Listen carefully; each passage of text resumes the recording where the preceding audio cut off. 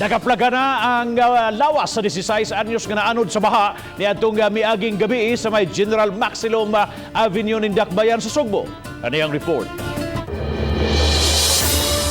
Sa pagpadayon sa retrieval operation, gibangagan nila ang semento nga nakatabo na sa sapaaron. Masuta ko naaba sa ilawom ang 16 anyos.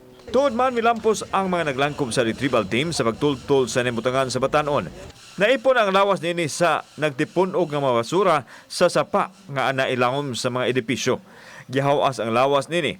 Giila sa inahan nga ang nabangalang patayng lawas mao ang missing nga Batanon. Ang 16 anyos na anod sa baha ni adtong nakalabayng adlaw sa Dakbayan sa Sugbo. Miabot na sa tulong ang nakalas sa baha nga nasinati sa syudad diin usa sa Barangay Lorega ug ang laing usa nga nakalas sa Barangay Busay. Kauban si Cleofer Lumayag, ako si Alan Domingo.